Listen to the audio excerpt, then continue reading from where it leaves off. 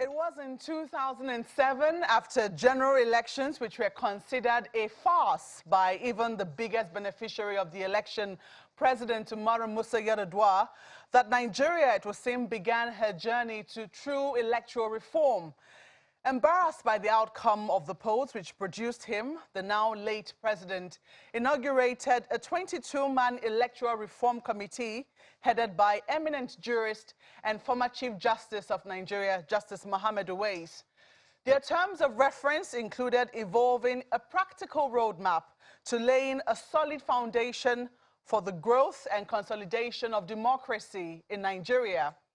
It's now 15 years since that panel submitted its report, which it would seem is simultaneously a roadmap and a destination, as almost every electoral act or its amendment strives for the ideals represented in that report. Today, President Muhammadu Buhari, after 5 separate vetoes, is expected to, any time from now, finally put pen to paper, birthing what many believe could leapfrog Nigeria's elections and perhaps by extension our democracy into one of the best in the world. Welcome to this very special program, which has been designed to specially focus on the new Electoral Act as amended, freshly about to be, hopefully, freshly minted into law by the President's assent. We've titled it the Electoral Act, Birthing a New Electoral Era. Amaupe Ogun Yusuf. Now, 25 days, it's now 25 days after the President was presented a 5th time with the Electoral Act Amendment Bill as passed by the National Assembly. And the hope today is that any moment from now, he could sign it. But before he does that, we present to you some of the highlights of the new act as we hope that it will be signed.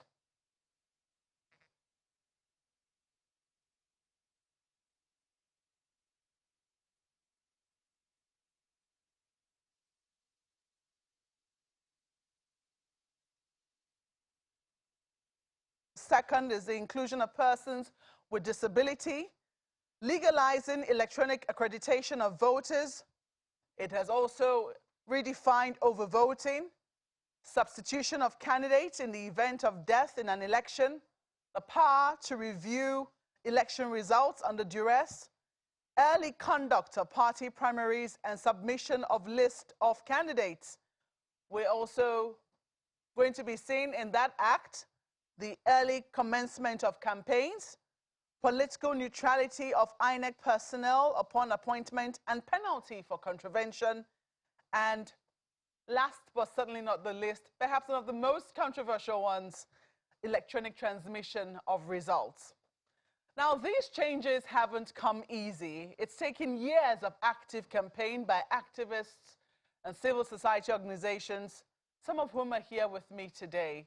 And we'll be speaking with some of them, introducing them about now. Well, we have with us this afternoon, and starting in no particular order, but just how I've written it out, we have with us Madam Ene Obi, who is the convener of Civil Society Situation Room. You're welcome, ma'am. Thank you very much. Indicato is, I know that you used to be a very prominent member of a political party. Are you still there? Non-political party member. Not anymore. Not anymore. Okay, but I know now you're a political activist. That's I certainly know. Still very in the political system, very much there. You're welcome. And we also have with us Mr. Oluwole Ozaze Uzi, who is a former Director of Voter Education and Publicity at the Independent National Electoral Commission. You're also welcome to the program. Thank you for having me. Good afternoon. Well, we're expecting any moment from now that the President will sign the Electoral Act. And it's been long coming. For this time, 25 days we've been counting since it was last transmitted to the President. Would you say that this suspense has been worth it? Let's start with you, Mr. Oluwole Ozaze Uzi. Well, we have to look at the fact that the President has 30 days within which to sign or decline his assent to the bill. It either indicates assent by signing the bill or declining. So he's still within the constitutional limits of his time. It has caused some suspense, and a lot of people felt that since he had already written to the last time he wrote to the National Assembly indicating why he did not decline his assent to the bill. That having been taken care of, it wouldn't have taken 7 days for him to now look at it. But I guess that he must follow a process, and he must get advice from his chief legal advisor as well as other advisors. So possibly, they probably would have gone through the bill with a tooth comb to ensure that all fears, all reservations he had about the bill when it was last presented to him have been taken care of. And you do know that 1 or 2 other things were added. So I guess then you will need a legal opinion, and opinion from your political advisors as to what impact those new additions have on the bill itself. So he's still within his time limit, so there's nothing really to say about that. I think we should just be patient. We waited 25 days. I think we can wait 25 minutes or an hour, 2 hours for him to do that. Well, we hope that it would not be as long as 2 hours. We hope that it will be any moment now, and we understand that we're getting feeds from the villa, where we understand that the president will be signing any moment soon. You can see the pictures there. All seems to be set. We understand that the principal officers, particularly the Speaker and the Senate President, will be present at the signing of this new Electoral Act as amended. It's taken how many amendments now in this particular dispensation that they have overseen, and we understand that at any moment from now they should be there as well. But that's the pictures you're seeing on your screen right now are live pictures from the villa, where it is expected that any moment from now the president will be putting pen to paper and making into law the new Electoral Act Amendment Bill. But let me come back to the studio now and speak with you, Madam Eniobi. Since 2007, it was when we started this journey. It would seem that we got some progress in 2010 when the Electoral Act the Electoral Act Bill was passed in 2010.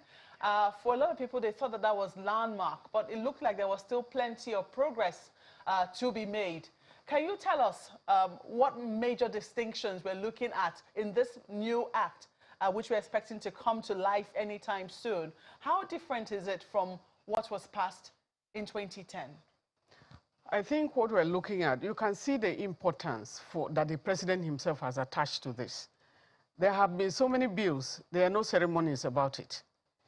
You know, but looking at this bill, looking at the differences, we had the card reader, for example. Every election, there has been a progression by the electoral umpire, you know, by INEC. And so this is a progression.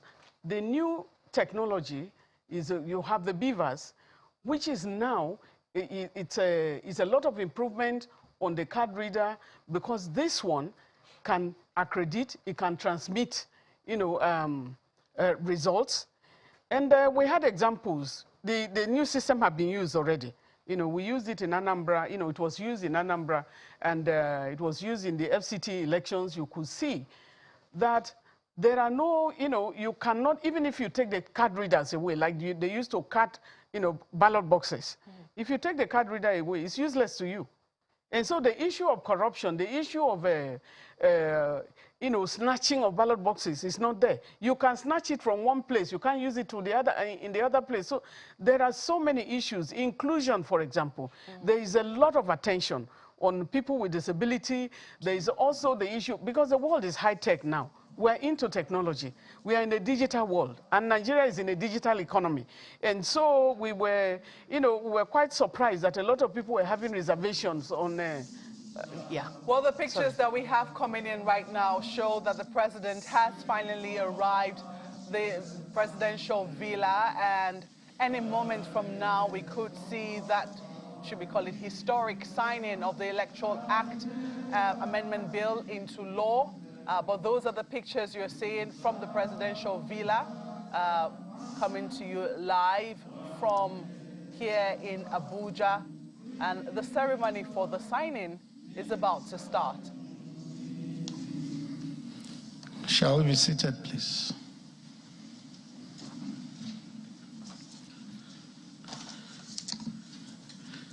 Your Excellency, Mr. President, Your Excellency, the President of the Senate,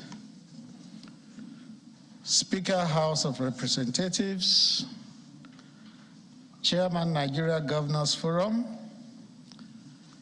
Chairman, Senate and House of Representatives Committee on INEC,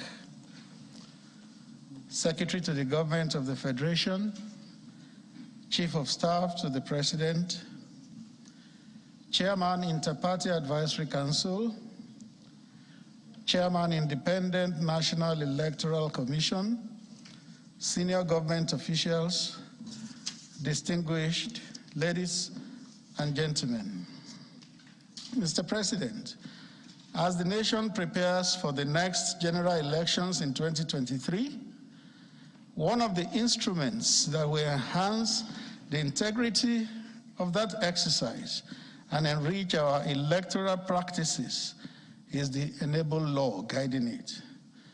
That document, the Electoral Act Amendment Bill 2022, which was recently passed by the National Assembly, is ready for presidential assent, having been forwarded by the lawmakers. The legislation has generated much attention, if not anxiety, in recent days, but there is always a fullness of time for everything, and the fullness of time has now come. On this note, Mr. President, I would like to announce that after you have made your speech, your Senior Special Assistant on National Assembly Matters for the Senate, Senator Omowurare, will bring that piece of legislation for your signature. At this point, Mr. President, my pleasure to invite you to please make your speech, which will be followed by the signing of the electoral bill into law. Thank you.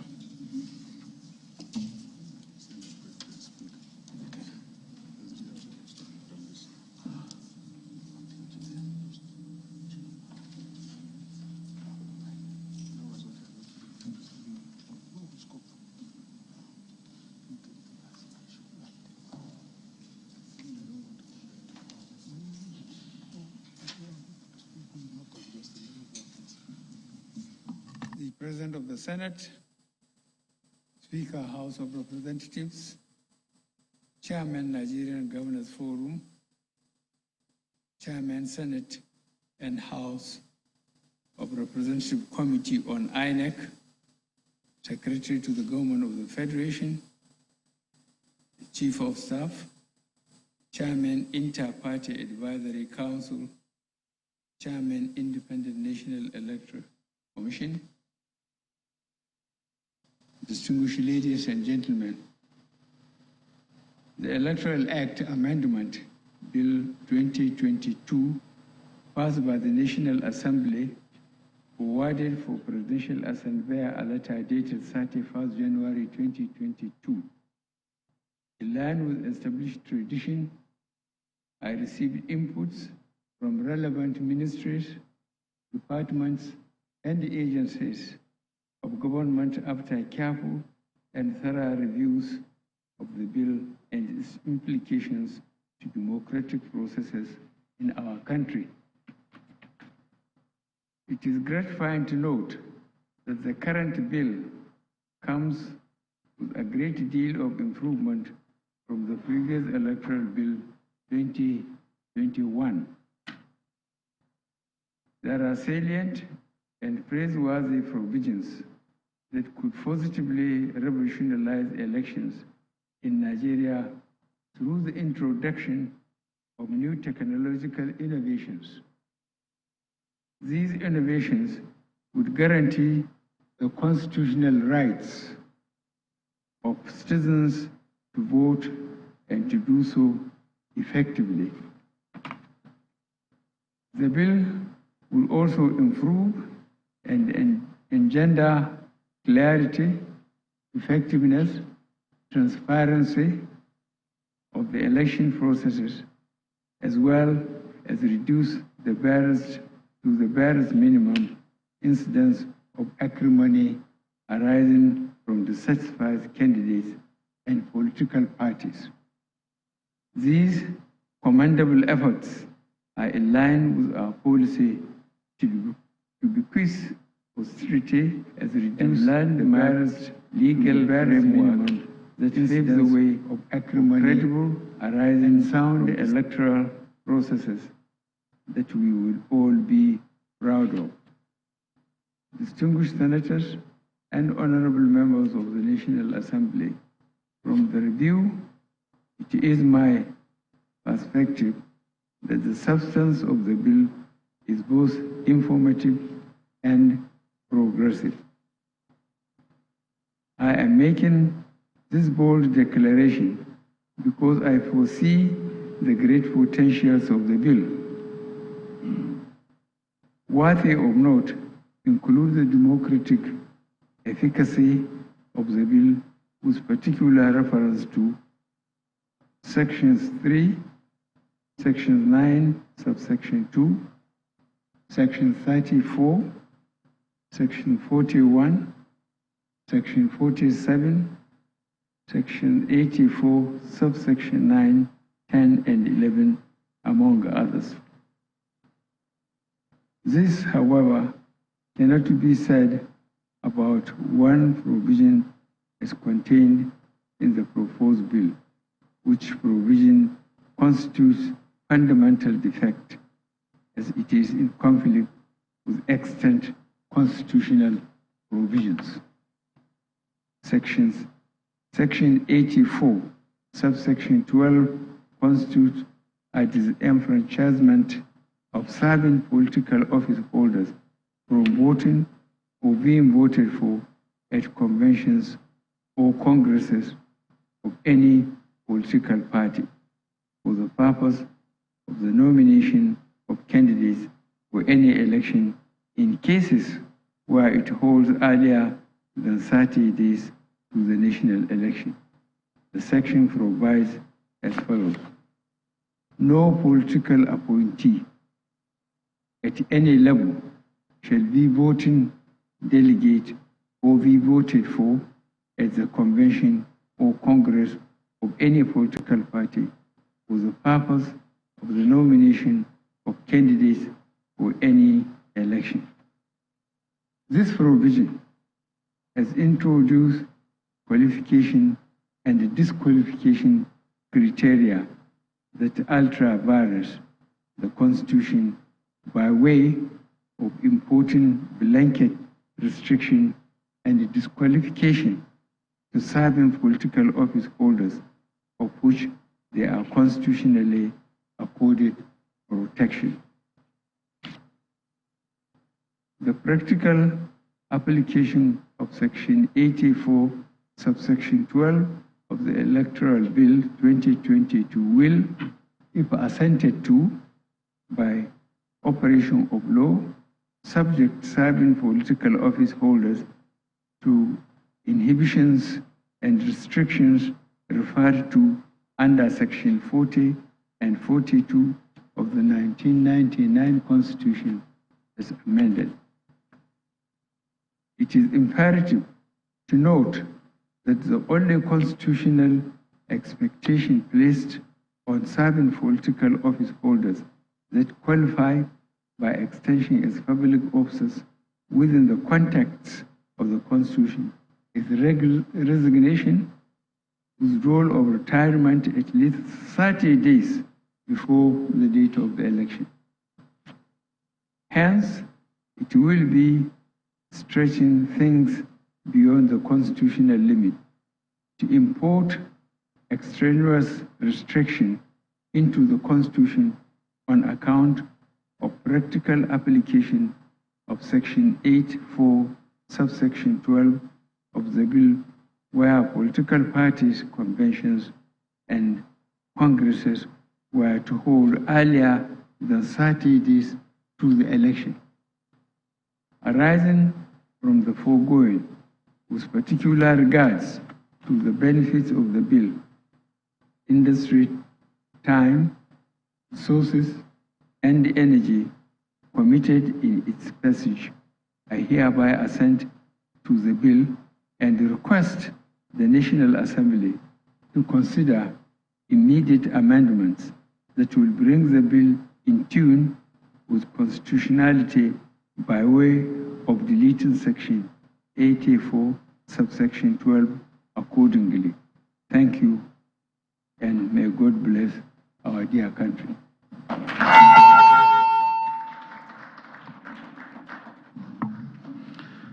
Thank you, Your Excellency, Mr. President.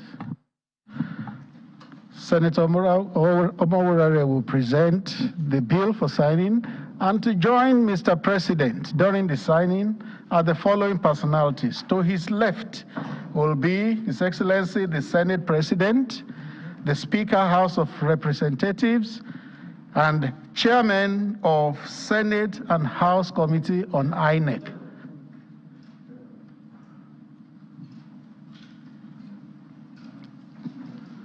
Chairman, Senate and INEC Committee on INEC, to Mr. President's left. And to Mr. President's right will be the Secretary to the Government of the Federation and the Chief of Staff to the President. Thank you.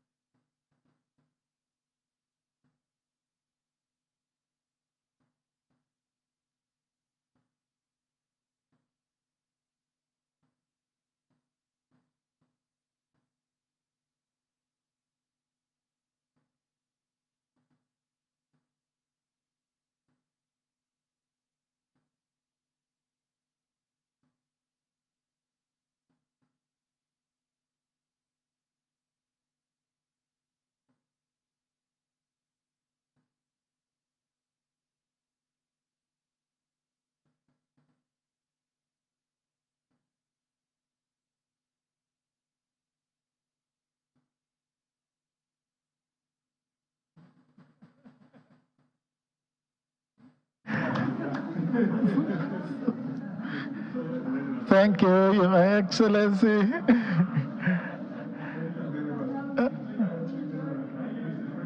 Shall we take...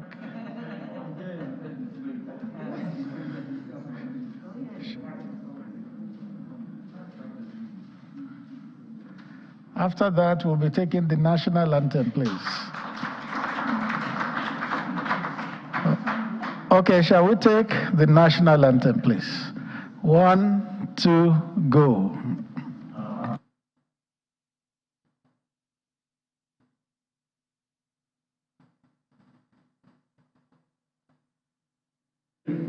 To serve our fatherland with love and strength and faith, the labor of our heroes past shall never be in vain. To serve with heart and mind, one nation bound in freedom, peace and unity.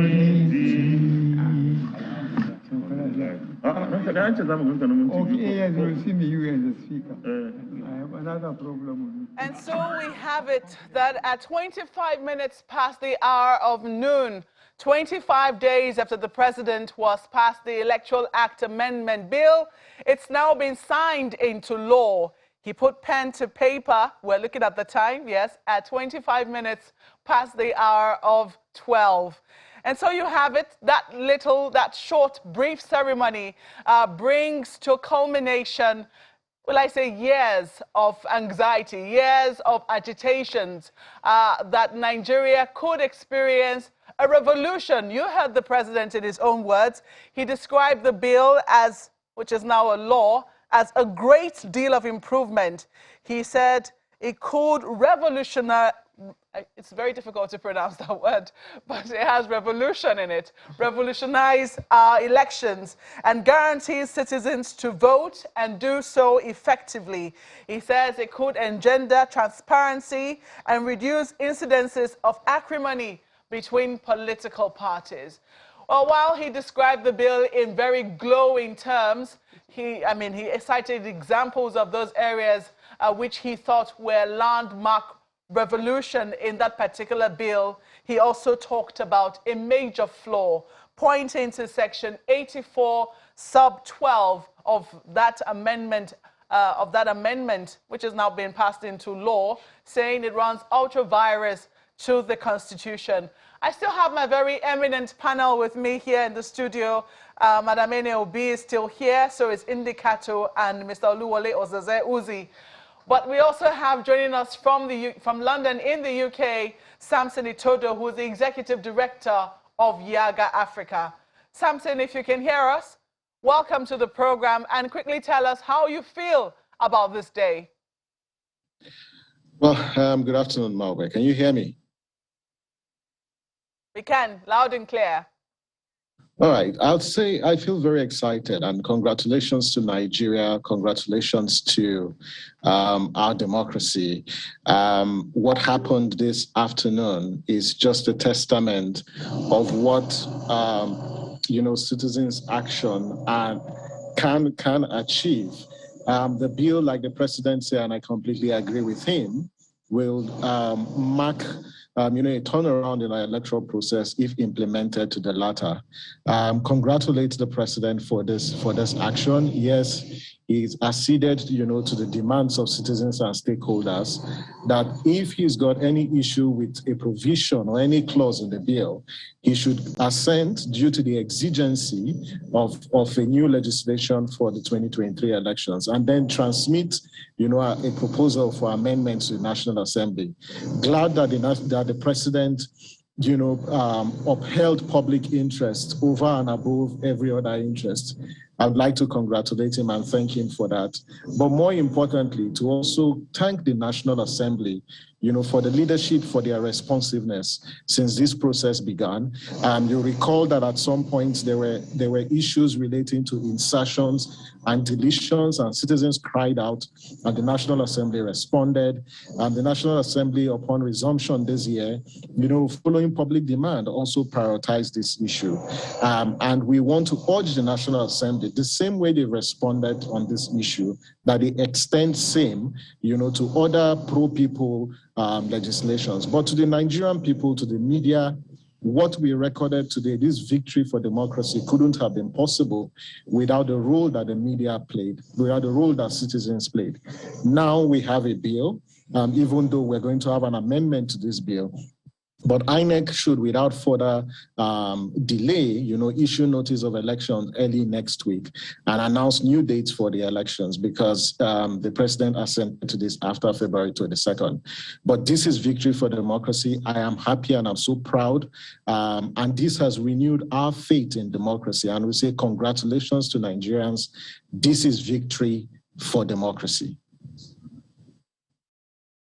Well, I'm going to come to the studio, and Indy, you're going to pardon me because I know I haven't spoken with you yet, but it was just but a few days ago when civil society groups were threatening to go on a day of action to ensure that the president signs this bill. And right here in the studio, I noticed that Madam Ene Obi was about to she was getting almost emotional, it would seem, about the president putting pen to paper. Now we have it. How do you feel? It's a lot of mixed emotions, but I want to say, I feel really happy. I feel that the labor is not in vain. All the kind of organizing and demanding accountability, because I've always said that if you have a docile, citizenship, inactive citizenship, it's not good for your leadership. And so I'm really excited, you know, that this has happened, I will say, thank you, Father of the Nation. You know, you can see the priority that is given to the signing, the kind of a ceremony around the signing, making it really important. I want to say a big thank you also to the National Assembly, because it has been a lot of work. This is 7 years down the line, and this is the 6th time. And so we are really excited that finally, you know, the president signed it, and now, you know, notice, you know, the Section 84 that he's talking about, you know, going back to that, this is the tone. That's why we have been holding him down to that there were other bills that you signed. You had concerns, but you signed it, and you took it back to the National Assembly. So we say congratulations to all of the civil society organizations, and to say well done to everybody, all individuals, all stakeholders that have worked tirelessly, all the committee chairmen, you know, for the fast way in which they turned the whole thing around. And so we are excited now that we can go to the field. We hope that citizens will take opportunity of the continuous voter registration exercise that is going on. We hope that this will give more confidence to Nigerians to go ahead and register, because with the new system, with Beavers, your vote will count. And if you are not there, you are not there. Let there be participation in the political protests. Indy, let me come to you. The president described this as a revolutionary bill. If there's anybody who is the children of a revolutionary generation, it is your generation, it is our generation. Yeah. How big a deal is this for young people and women? So as a young person, you remember you started with asking if I was still in a political party. If you look at the aspects of the bill that speaks to political party participation, this actually improves internal party democracy. And for a long time, like, we're thrown our hats in the ring. Remember 2015 and how many young people went there, and we just got frustrated with the process. So that delay just felt like, you've seen it. We want to be part of this. You've signed other bills, they're not too young to run, related to things like this. And we just felt like this is holding us back. So it means a lot. It also means a lot for trying to get more young people to register to vote. Because these elections is our elections, right? Majority of the voters are young people. And then if you put 47% of voters being women, this is supposed to be an election where we can decide. But we looked at it, and if you tell people to come and vote, the same issues that have been there, they just feel like, look, this doesn't matter. And right now, it matters. Right now, we're seeing something signed that tells us, look, if we actually go in here and try to take charge of this process, this system has been fixed in a way that we can take charge. It can really be our election. We're not just bystanders or numbers anymore. So I'm really excited about this. I felt that the president should have taken charge of the process, but I'm happy. I'm really happy he has signed it. I'm really happy he has signed it. And let's see what 2023 holds. What do you mean by taking charge of the process? It's that if you're majority of the voters at this point, right, you can decide. It's either you are just, you can be majority but not really end up deciding. I don't know if I'm putting this forward. Like, you can be majority but be used, or you can be majority and be the major decider. And I'm thinking that this is the major point where we are deciding, look, we're not just going to be used. We're not going to be put there and told, this is the one we want to vote for. We are going to decide. And we're going to decide either by voting for a person, or just deciding against. Like, we're not this group of people, no, or this person, no. Let us close our eyes, just like he did with the bill. Like, oh, this aspect, I don't like it, but we'll go with this. We'll still sign the bill. So for us, we get to decide this time around. We take charge. We have power this time around. Like, this is a candidate. We want this candidate for these clear reasons. And it's the opportunity for us to do this. And if they had not signed, so many irregularities, so many things will make young people say they are not going to the polls. And we have been hearing them. CSOs, you have seen it, where you go and tell young people register to vote, and they will tell you, look, yes, we have come out to protest. We feel hopeless about the situation. Japa, Nigeria, the evil you have done is enough. But this presents some hope. And now it then takes CSOs, you know, to the next step, and INEC to the next step, that bringing out the information of what this bill is about. Yeah. And when this information comes out, young people can see it. They can see the critical changes, because this particular bill is a huge leap. The leap is just unimaginable. I honestly didn't even believe it would be signed. And so bringing this and letting people know that, look, all of these changes, see this, look at what is going to happen. And most importantly, for political party participation, if you join a political party today, look at what is inside. Look at what can be done for you. It's just so much. And it's a huge step for us. And for women, just back to it, let's come back and remember that a woman was burnt to death for political participation. Most times when you talk to women about political participation, since that event with Salome Abu, women just take a step back. And seeing concrete steps being taken for punishment for people who engage in violence is a huge thing. Seeing that, look, elections declared under duress, that one is very important because it just felt like magic to me that a person said, this election, like I was under duress and nothing could be done.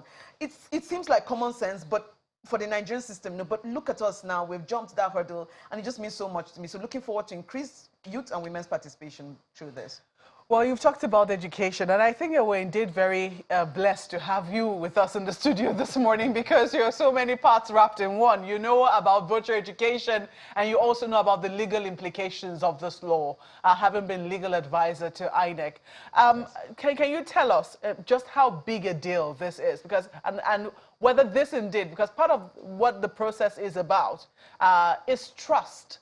If the people do not trust the process, their participation, I mean, democracy, as we say, will be in jeopardy. So how does this bring back trust into our democracy? Thank you so much.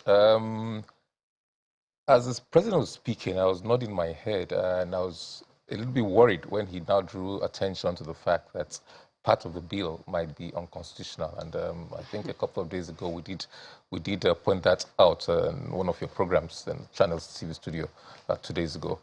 I was a bit worried about that, thinking that this man might just not sign this bill. A lot of people feel, and just like yours, look at your theme says, birthing a new electoral era. I probably would have put a question mark at the end of that, because does it really birth a new electoral? It could. It has the potential of doing so. That's a word I've heard, potential, potential, potential. Nigeria is a country of great potential, but have we utilized our potentials? Have we fulfilled those potentials? The problem in this country since independence has been, you started off with so much potential, but those potentials have not been fulfilled. I hope, and I'm not being too pessimistic when I say, look, we've just started. This is a start of something. People don't know a lot of things about this law, and part of the things they have to know is that it's a repeal law. It repealed the previous laws. So you don't longer go start saying, oh, Electoral Act 2010 as amended. No, it's now the Electoral Act 2022. But sadly, as we're saying that, we see that there will be most likely be an amendment. So we're one step forward, 1.5 steps backwards, because now we hope that within this year, within the next few weeks, if not weeks or if not days, the National Assembly, as said earlier, the president should take charge, actually. He could send an executive bill, amendment bill, to the National Assembly to address this issue. He shouldn't wait. This bill that has been signed into the act is a private member's bill, sponsored by the Deputy Senate President and I think one of the other senators, you know, and in the House by the House Committee on INEC, I think. It's a private member's bill. So if the president had wanted something in his own image, he could have sent an executive bill. The Federal Ministry of Justice, under the leadership of the Attorney General, could have sent an executive bill. Sadly, since 1999, that has never been done, even with the shortcomings that we've seen in the system and process. And that may have saved us a lot in terms of this going backwards and forth. It could have. The purists will have a problem with this, with what has just happened, because the president and the members of the National Assembly took an oath to protect the Constitution. If you see something that probably subverts that Constitution or goes contrary to that Constitution, the purists will say you don't act on it. You will be in breach of oath if you went ahead to do what you did. But I think it was in answer to the clamor of Nigerians that please let us have a framework, a clear framework. It's less than 1 year to the elections which INEC had proposed. Because part of the bill now says INEC should give notice not later than 1 year, 360 days, 365 days. Let me quickly, because I asked you the question about education. Yes. You spoke about potential, that it had the potential to birth a new electoral era. But some people will say that isn't it that we'll put safeguards in place? I mean, it's not the first time. It's not like I see we're just about to enter the Fourth Republic. We've been in the Fourth Republic for quite a while now, about 23 years. Yes. And we've had several elections. And what we will seem we've done is learn from the mistakes of previous elections and try to prevent them moving forward. Correct. So isn't this supposed to guarantee, guarantee is the best word I can find, that moving forward from henceforth, we can vouch wholeheartedly for our electoral process? I wish I could be as optimistic as that. But the electoral process is based on a tripod. The Constitution is the most important, the framework for the conduct of elections. Let me ask you to hold your thoughts on that. We have to take a brief break. We'll be back shortly. Okay.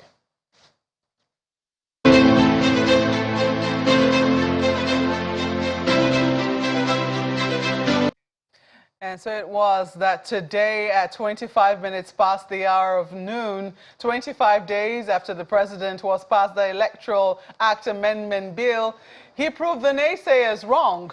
He finally put pen to paper and signed the Electoral Act Amendment Bill. You're watching the Electoral Act, birthing a new electoral era, and we're discussing the implications of this new act signed by the president. Just before we went on break, Mr. Oluwole Ozaze-Uzi was telling us about how this act is a repeal of the 2010 Electoral Act Amendment, as amended, beg your pardon, and that this is a new act altogether. But it does look like it will be up for another amendment soon, going by the words of the president when he took a look at Section 84, subsection 12 of that particular act, saying that it runs contrary to the provisions of the Constitution. Well, we were saying just before we went on break that isn't this supposed to guarantee, ensure that moving forward, you know, our elections are foolproof, so to speak? And you were answering that question just before we went on break. Yes, I wondered whether any human endeavor can be foolproof, whether a law can give guarantees. A law can only give guarantees if the people agree to abide by that law.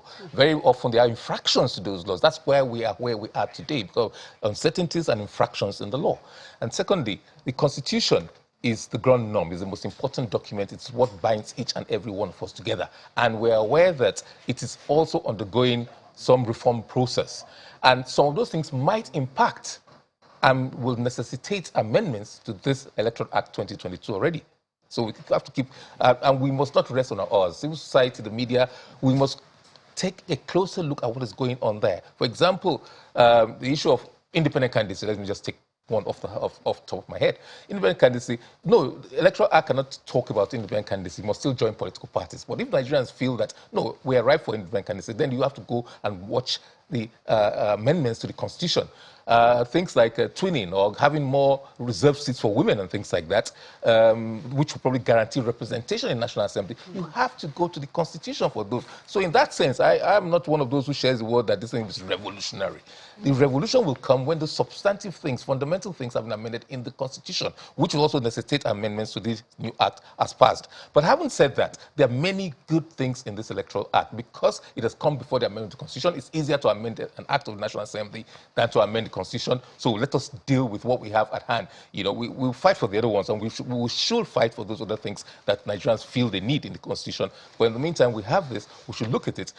If those deviants decide they want to subvert the process, then I'm sorry, there cannot be any guarantees. Then it will take us to impunity. What will happen if politicians or certain members of the political class decide to subvert certain things in the process? What happens if they refuse the deployment of beavers, for example, or they hold INEC officials ransom? The act is there. What will be the consequences? So those are the kind of things, and the eternal vigilance of the people is what will give guarantees. Eternal vigilance is what will give guarantees to a good law. Well, indeed, they say that the price for eternal freedom is eternal vigilance. Let's go to Samson right now. I believe you're still there, Samson. Can you hear us?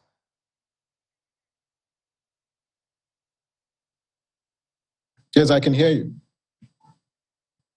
Oh, fantastic. So I was just going to ask you, let's look at this, one of the provisions, electronic transmission of results. How fundamental, because apart from the fact that we're now able to transmit election results electronically, I think it also allows INEC to deploy technology however it deems fit. How big a fit is that in this new Electoral Act? Well, thanks, Maobe. It's a significant feat, but of course there are still limitations because there are consequential amendments that ought to have been made.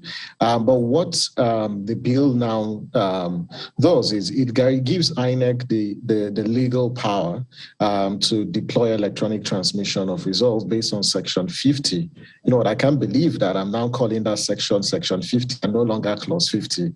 We've really moved. So INEC can deploy electronic transmission of results. It means that the election results viewing portal, which INEC has been deploying from the Nassau by-elections to Edo to Ondo and the Anambra elections, INEC may need to tweak that in conformity with provisions of the law. But Maobe, you know, one of the fantastic things about that particular provision and other provisions on the electoral technology is the legality it's now conferred on, you know, the BVAS machines. Recall that some provisions in this act are informed by judicial pronouncements on the legality of figures generated by the smart card reader, that in determining over voting at elections, what will be the parameters? Do you look at the total number of votes or when the total number of votes exceeds the total number of registered voters? But what you have in the bill now, it now confers legality on the BVAS machines. And so any figure generated by the BVAS can now be used. So for instance, the number of accredited voters and the total number of votes cast will now be the mechanisms to determine over voting. So if vote cast at an election exceeds the total number of accredited voters, then overvoting has occurred. So these are some of the provisions. And I'd say, you know, to the point that Barrister Uzi was making, and I completely agree with him, that yes, we do have a law. This law is a progressive law, one of the best pieces of election legislations we've had since 1999. There are still gaps. There is no perfect legislation, but I think that the current law that we have, to a large extent, and some aspects of our election will be revolutionized. So I completely agree with the president, but you can have this as letters of your legislation, but what about the implementers? And this is where that vigilance is required. If you look at issues relating to the power that is now vested on INEC. I'm afraid that we have to go now. We're totally out of time. We believe that in the coming hours, days, perhaps even months, especially as we go into the 2023 elections, there certainly will be further discussions on the merits and, of course, the merits of this new Electoral Act signed. Well, this special program was brought to our viewers today simply to highlight that a new Electoral Act has now come into law, and it was signed by the president today at 25 minutes past noon. I still cannot forget the time. And we know that in forthcoming days, in fact, on this program, I beg your pardon, on this station today, in subsequent programs, you certainly will be seeing further analysis on this new Electoral Act. And as has been passed, and we certainly will keep tabs on INEC to see just what difference that is going to make to how they eventually carry out the elections. But I have to thank those who have been with us in the studio this afternoon. I say congratulations to all those who have been pushing and pressing. Congratulations to Channel and to all media. For the president to sign this, I thank my guest, Samson Itodo, is Executive Director, Yaga Africa, NAOB, Convener, Civil Society Situation Room. Indicato is Executive Director of Dinidari Foundation, and Oluwole Osaze Uzi is a former Director of Virtual Education and Publicity, and also former Director Legal Services at INEC.